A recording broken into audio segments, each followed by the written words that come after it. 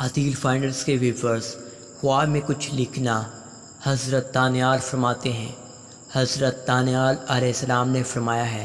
اگر لکھنے والا دیکھے کہ اس نے کچھ لکھا ہے، دلیل ہے کہ مکر اور حیالے سے کسی کا مال لے گا اور ناقرونی کام کرے گا، اور اگر دیکھے کہ اس نے بادشاہ کے لیے کچھ لکھا ہے، دلیل ہے کہ مال و نعمت پہنچ پائے گا، اور اگر دیکھے کہ عام لوگوں کے لیے کچھ لکھا ہے، دلیل ہے کہ اپنے مکر اور حیالے سے لوگوں کو پریشان کرے گا۔ حضرت ابن سیرین رحمۃ اللہ علیہ نے فرمایا ہے، اگر دیکھے کہ اچانک منشی بنا ہے، دلیل ہے کہ مکر اور حیالے سے روزی کمائے گا، اور اگر عالم شخص ہے اور دیکھے کہ لکھنے کا کام کرتا ہے،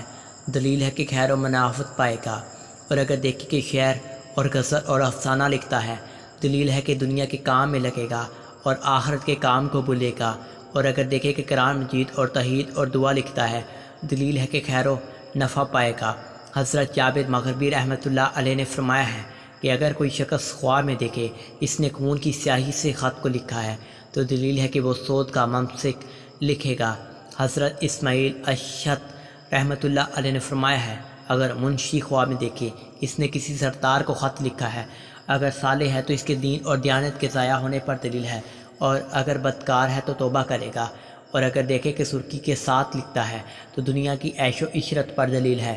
اور اگر دیکھے کہ سردی سے لکھتا ہے، دلیل ہے کہ بیمار ہوگا، اور اگر دیکھے کہ سبزی کے ساتھ لکھتا ہے اور اس کا نام خیر اور خوشی سے اس ملک میں مشہور ہوگا، اور اگر دیکھے کہ سونے اور چاندی سے لکھتا ہے، دلیل ہے کہ بادشاہ سے خیر و منافعت پائے گا۔